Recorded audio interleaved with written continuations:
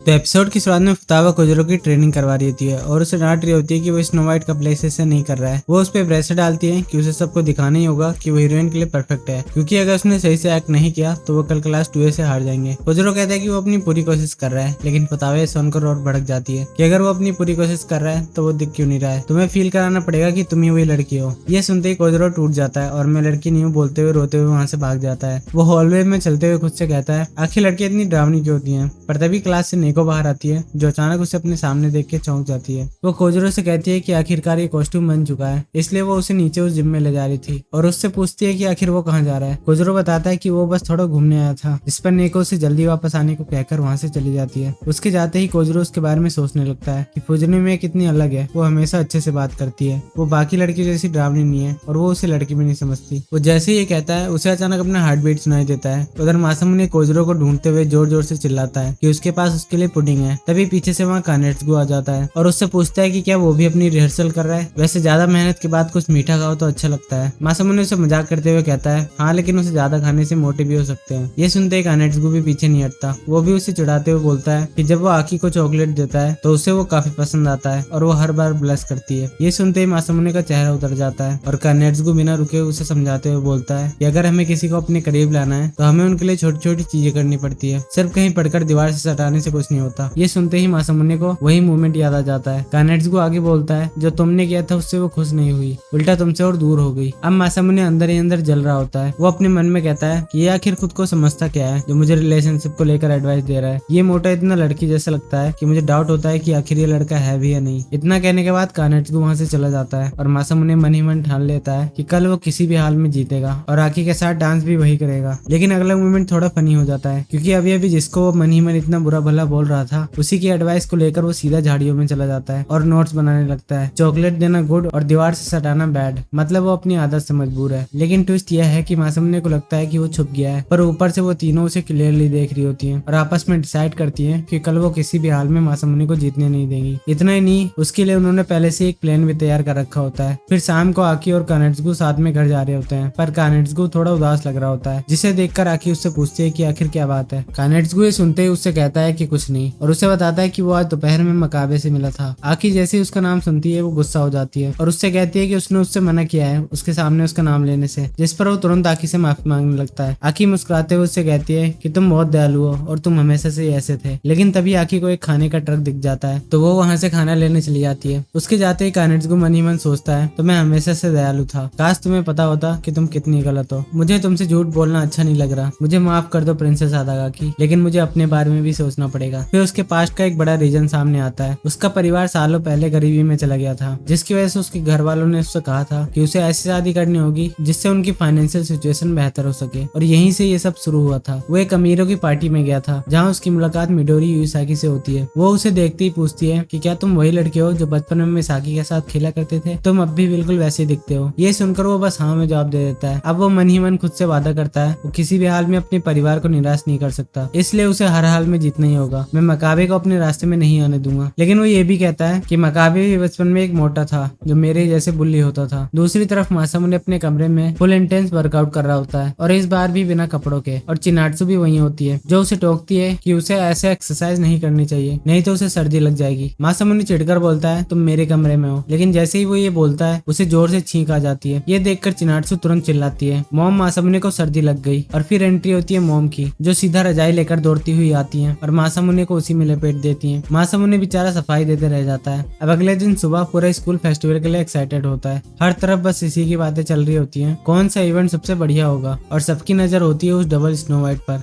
जहाँ कंपटीशन होता है आकी वर्सेस कोजरो। फिर क्लास 2A का प्ले शुरू होने से पहले स्टेज पर काने को अपनी स्पीच दे रही होती है, जिसे सुनकर सारे स्टूडेंट्स और भी हाइप हो जाते हैं। लेकिन इसी बीच मासूमुने अचानक से छींक देता है। ये देखकर कोजरो और फुतावा पूछते हैं क्या तुम ठीक हो। मासूमुने एटीट्यूड में बोलता है मैं बिल्कुल ठीक हूँ, मेरी चिंता मत करो। लेकिन रियलिटी कुछ और ही होती है। भाई को सच में सर्दी लग चुकी होती है, क्योंकि पिछली रात ये बंदा अपनी छत पर चढ़कर अपनी मॉम को ये प्रूव कर रहा होता है कि वो दुनिया का सबसे हेल्दी इंसान है। तभी मासूमुने सोचता है कि उसे परफॉर्मेंस से पहले थोड़ा रेस्ट कर लेना चाहिए, जिससे कि वो थोड़ा ठीक महसूस कर सके। लेकिन तभी नेको अचानक आकर उसका हाथ पकड़ लेती है और कैजुअली बोलती है अगर कहीं जा रहे हो तो मुझे भी साथ ले चलो। मासूमुने कुछ बोल पाता उससे पहले ही नेको उसे खींचते हुए अपने साथ ले जाने लगती है और मासूमुने मन ही मन सोचता है ऐसे तो मेरी तबीयत और खराब हो जाएगी। लेकिन नेको उसे सीधा नर्स ऑफिस ले जाती है। वो उसे एक बेड पर बैठाती है और शांत तरीके से समझाती है, जब तुम अपनी ज्यादातर लाइफ बीमार रहो जैसे कि मैं, तो तुम्हें बस छूकर ही पता चल जाता है कि सामने वाला बीमार है या नहीं। ये सुनकर मासूम थोड़ा शॉक हो जाता है। मतलब तुम्हें तुरंत पता चल गया था। नेको उसे धीरे से लिटा देती है और बोलती है, अगर सच में ठीक होना चाहते हो तो थोड़ी देर सो जाओ। जिस पर मासामुने उसे थैंक्स कहता है, लेकिन तभी नेको एक और बात बोल देती है, वैसे भी अगर तुम परफॉर्मेंस में नहीं भी आए तो मुझे कोई फर्क नहीं पड़ेगा। ये सुनकर मासामुने थोड़ा कंफ्यूज हो जाता है और नेको उसे हल्का सा टीज करते हुए बोलती है, क्योंकि अगर तुम जीत गए तो तुम आफ्टर पार्टी में आकी के साथ डांस कर पाओगे, है ना। लेकिन अगले ही पल वो मुस्कुराकर कहती है कि वो बस मजाक कर रही है, वो ऐसा कुछ नहीं करेगी जिससे उनकी क्लास के साथ कोई धोखा हो। नेको उससे आगे कहती है कि अगर वो अपना बेस्ट देने के बाद भी हार गया तो वो खुशी से उसकी डांस पार्टनर बन सकती है। मासामुने उससे पूछता है, तो तुम्हें पार्टी में एक बीमार इंसान के साथ डांस करने से कोई प्रॉब्लम नहीं होगी? ये कहकर वो उसे थैंक्स भी बोलता है। नेको हंसते हुए कहती है कि उसे कोई प्रॉब्लम नहीं होगी, बल्कि उसे उसके लिए बुरा लग रहा है। इतना कहकर वो अचानक उठती है और मासामुने से कहती है, लेकिन अभी बस यही उम्मीद करते हैं कि ऐसी सिचुएशन आए ही ना। और वो उसके लिए कुछ गर्म पीने के लिए लेने वहाँ से चली जाती है, पर उस रूम के बाहर ही कीबा छुपी होती है। अब सीन शिफ्ट होता है क्लास 2A में, जहाँ आकी और बाकी लड़कियां अपनी परफॉर्मेंस के लिए रेडी हो रही होती है। लेकिन आकी अपने कॉस्ट्यूम से थोड़ा परेशान होती है, तो मारी उसे लेकर मजाक करना शुरू कर देती है। तभी अचानक कानेट्सुगो बिना नॉक किए दरवाजा खोल देता है और वो जैसे ही अंदर का सीन देखता है, उसका रिएक्शन ऐसा होता है जैसे वो ये कह रहा हो कि आज तो पक्का पिटूंगा। अगले पल सारी लड़कियां उस पर चीजें फेंकना शुरू कर देती हैं और उसे भगाकर दरवाजा बंद कर देती हैं। बाहर आकर कानेट्सुगो खुद से कहता है वो तो बस अपना कॉस्ट्यूम पहनने के लिए एक रूम ढूंढ रहा था, लेकिन वो जहाँ भी जा रहा है हर जगह पहले से ही फुल है। अब उसे समझ ही नहीं आ रहा है कि आखिर वो कहाँ जाकर चेंज करे। लेकिन तभी कोई सेब बेचने वाली बूढ़ी औरत के कॉस्ट्यूम में वहां जाता है और कानेट्सुगो को इशारा करता है, जिस पर कानेट्सुगो उससे पूछता है कि क्या उसे पता है कि वो कहाँ चेंज कर सकता है, और उसके साथ ही चला जाता है। दूसरी तरफ कोजरो स्कूल के फेस्टिवल एरिया में घूम रहा होता है, जहाँ हर तरफ स्टॉल्स लगी होती हैं और स्टूडेंट्स तरह तरह की चीजें बेच रहे होते हैं। लेकिन उसका ध्यान कहीं और ही होता है। वो मन ही मन सोच रहा होता है, नेको मकाबे को पसंद करती है ना, चाहे वो कितनी भी कोशिश कर ले, लेकिन वो मकाबे जैसा कभी नहीं बन सकता। और ये सोचते हुए वो डिसाइड करता है कि वो अपने बोलने का तरीका बदल देगा, जिससे वो ज्यादा मैनली लगे। तभी उसकी नजर नेको पर पड़ती है, जो मासामुने के लिए ड्रिंक खरीद रही होती है। वो थोड़ी हिम्मत जुटाकर उसके पास जाता है और ऑकवर्ड तरीके से बोलता है, ये बोतल भारी लग रही है, क्या मैं इसे ले लूं? नेको थोड़ा कंफ्यूज हो जाती है, क्योंकि वो बोतल तो इतनी हल्की होती है कि उसे कोई भी उठा सकता है। तभी कोजरो जल्दी से बोलता है, मतलब मैं एक स्ट्रॉन्ग लड़का जो हूँ। ये सुनकर नेको उसे अजीब तरह से देखने लगती है और कोजरो घबरा जाता है और माफी मांगने लगता है। इस पर नेको उल्टा उससे पूछती है, क्या तुम ठीक हो? कहीं तुम्हें सिर पर चोट तो नहीं लगी? फिर वो दोनों साथ में मासामुने को देखने जाते हैं, पर जैसे ही नेको पर्दा हटाती है, मासामुने वहाँ नहीं होता है, जिससे दोनों घबरा जाते हैं। दूसरी तरफ फुताबा क्लास 2A के स्नो वाइट का पोस्टर देख रही होती है और थोड़ा सार्केस्टिक अंदाज में बोलती है, अच्छा है अपने शो से पहले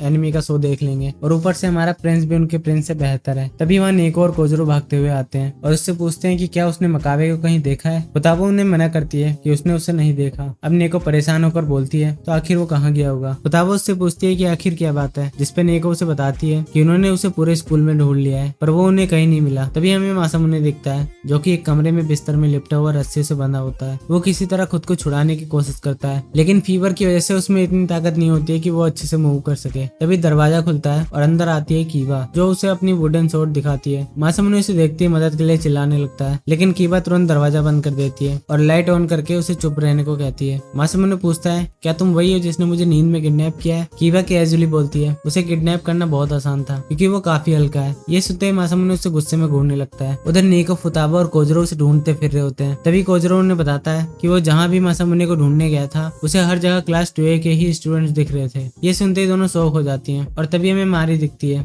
जो फोन पर कीबा से बात कर रही होती है। कीबा उसे बताती है कि सब कंट्रोल में है और वो मासामुने पर नजर रखे हुए है। फिर जैसे ही वो फोन काटती है, मासामुने उससे पूछता है, आखिर तुम सब मेरे साथ करने के वाली हो? कीबा कहती है कि कुछ नहीं, बस वो उसे यहीं रखेंगे जब तक आकी और कानेट्सुगो आफ्टर पार्टी में साथ में डांस नहीं कर लेते। ये सुनते ही मासामुने को सब समझ आ जाता है, ये लोग उसे यहाँ रोककर उनका प्ले खराब करना चाहते हैं। दूसरी तरफ फुताबा कोजरो से पूछती है, क्या उसे लगता है कि मासामुने के गायब होने के पीछे क्लास 2A का हाथ है? कोजरो कहता है कि वो कोई अंदाजा नहीं लगा रहा है, वो ये इसलिए कह रहा है क्योंकि क्लास A का शो जल्दी शुरू होने वाला है और अभी थोड़ी देर पहले वो लोग किसी चीज को लेकर काफी परेशान लग रहे होते हैं, जैसे कुछ गलत हो गया हो। इसके बाद हमें एक बार फिर मारी दिखती है, तो जैसे अपने क्लास में वापस आती है, वहाँ सब लड़कियां पैनिक में होती हैं और वो आकी को बताती हैं कि उन्हें कानेट्सुगो कहीं नहीं मिल रहा। जिसे सुनते ही आकी तुरंत योशिनो से पूछती है, क्या तुमने उसे कहीं देखा है? लेकिन योशिनो सीधा मना कर देती है कि उसने उसे नहीं देखा। ये सुनकर मारी अंदर ही अंदर शॉक हो जाती है और आकी गुस्से में बोलती है, कितनी अजीब बात है, जब मुझे एक बार फिर उसकी सबसे ज्यादा जरूरत है, वो पहले जैसे ही फिर गायब हो गया है। इसके बाद बाकी सारी लड़कियां उसे ढूंढने के लिए निकल जाती हैं और फिर सीन थोड़ा इंटरेस्टिंग हो जाता है। योशिनो क्लास के बाहर आती है और जैसे ही वो अपना फोन देखती है, उसे एक फ्लैशबैक आता जाता है। असल में वो एप्पल बेचने वाली बूढ़ी औरत के कॉस्ट्यूम में योशिनोई थी। वो कानेट्सुको को कॉस्ट्यूम पहनने वाली जगह को दिखाते हुए उसे उस पुराने जिम में ले जाती है और जैसे ही वो उसे थैंक्स बोलता है, योशिनो तुरंत दरवाजा बंद कर देती है। कानेट्सुको अंदर से बस दरवाजा खोलने के लिए आवाज लगाता रह जाता है। अब योशिनो अपने फ्लैशबैक से बाहर आती है और मासामुने को कॉल करके इस सब के बारे में बताने का सोचती है, लेकिन जब मासामुने उसका फोन नहीं उठाता है तो योशिनो को सिचुएशन समझ आ जाती है कि शायद उन लोगों ने भी मासामुने को किडनैप कर लिया है। उधर मासामुने मरने की एक्टिंग करते हुए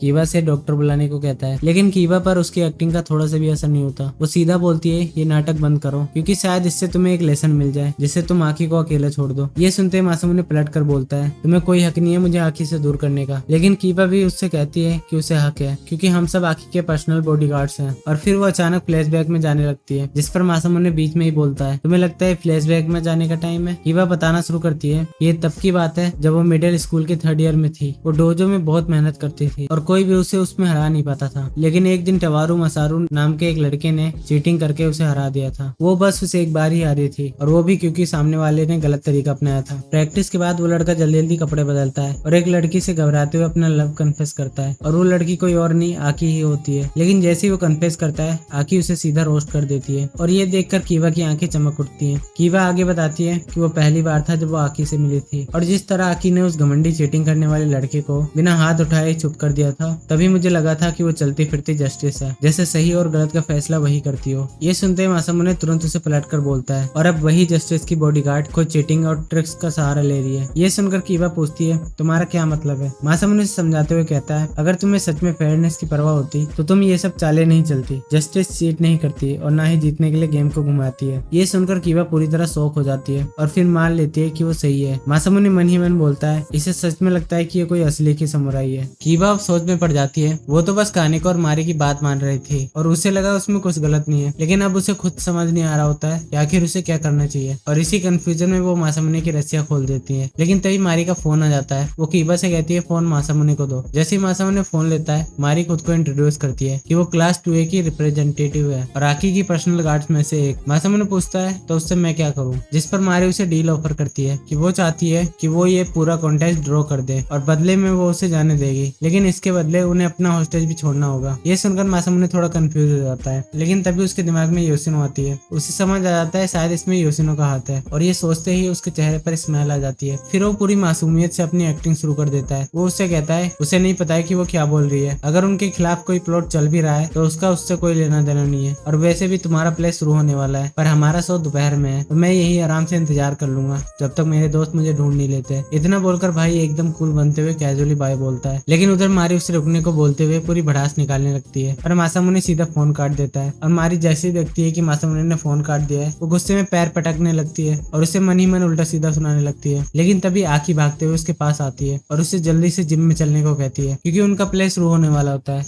ये सुनकर मारी कंफ्यूज हो जाती है और उससे पूछती है कि क्या बाकी लोगों ने कानेट्सुको को ढूंढ लिया, लेकिन आकी मना कर देती है और कहती है कि उसके बिना भी उनका शो नहीं रुकेगा। कानेट्सुको को भूल जाओ, वो उसके बिना ही प्ले करने वाली है। वो थोड़ा सीरियस होकर कहती है, उसे पहले से पता था किसी प्रिंस पर भरोसा करने से कोई फायदा नहीं है, क्योंकि सालों पहले वो एक गलती कर चुकी है। उधर मासामुने भी टेंशन में सोच रहा होता है, अगर उन्होंने कुछ नहीं किया तो जीत सीधे उनकी हो जाएगी। और कीवा टेंशन में गुस्से में इधर उधर घूम रही होती है। तभी उसके फोन पर मारी का मैसेज आता है, मकाबे को छोड़ दो और आकर कानेट्सुको को ढूंढने में हमारी मदद करो। ये पढ़ते ही कीवा को समझ आ जाता है कि उनका प्रिंस भी गायब हो चुका है, और मासामुने ऐसा एक्ट करने लगता है जैसे उसे उसके बारे में कुछ नहीं पता, जिसे देख के कीवा पूरी तरह भड़क जाती है। वो अपनी वुडन स्वॉर्ड लेकर उसी पर टूट पड़ती है। मासामुने बचने के लिए तुरंत खिड़की खोलता है, लेकिन नीचे की हाइट देखकर उसकी हालत खराब हो जाती है, और नीचे उसी टाइम फुतावा और कोजरो भी उसे ढूंढ रहे होते हैं। लेकिन तभी कीवा उसके ऊपर हमला करती है और मासामुने बिना सोचे समझे नीचे कूद जाता है। यह कम से कम ऐसा दिखता है, क्योंकि असल में वो बस खिड़की से लटक रहा होता है, लेकिन कीवा सच में कूद जाती है। वो जब मासामुने को खिड़की से लटकते हुए देखती है, उसका फेस देखने लायक होता है, और अगले ही सेकंड वो सीधा नीचे पानी में गिर जाती है। इसके बाद मासामुने कोजरो और फुतावा से मिलता है और उन्हें पूरी कहानी बताता है। ये सुनकर फुतावा बोलती है, मुझे यकीन नहीं हो रहा कि उन्होंने तुम्हें सच में बांध कर रखा था, मैं उन्हें इसके लिए कभी माफ नहीं करूंगी। लेकिन मासामुने शांत रहता है। वो उससे कहता है, अब उससे कोई फायदा नहीं है, वैसे भी मैं पूरी बात नहीं जान पाया, लेकिन अगर इस वजह से उनका प्ले कैंसिल हो जाए तो वही हमारे लिए सबसे बड़ा रिवेंज होगा। ये सुनकर कोजरो और फुतावा दोनों कंफ्यूज हो जाते हैं कि आखिर उनका प्ले कैंसिल क्यों होगा, जिस पर मासामुने उन्हें बताता है क्योंकि उनका प्रिंस भी गायब हो चुका है। लगता है जो गड्ढा उन्होंने हमारे लिए खोदा था वो अब उसी में गिर चुके हैं। लेकिन तभी कोजरो से बताता है, लेकिन उनका प्ले तो शुरू हो चुका है। ये सुनते मासामुने को शौक लगता है और फुतावा आगे कहती है, पर मुझे नहीं लगता वो जीतेंगे, क्योंकि अगर कानेट्सुको अभी तक नहीं मिला है, तो इसका मतलब वो बिना प्रिंस चार्मिंग के ही प्ले कर रहे हैं। ये सुनते ही मासूम अचानक वहाँ से दौड़ पड़ता है और भागते हुए उसके दिमाग में बस एक ही बात चल रही होती है, आखिर वो लड़की सोच क्या रही है। तो दोस्तों वीडियो को लाइक करके चैनल को सब्सक्राइब करना मत भूलना। बाकी मिलते हैं इसके अगले पार्ट में, तब तक के लिए बाय।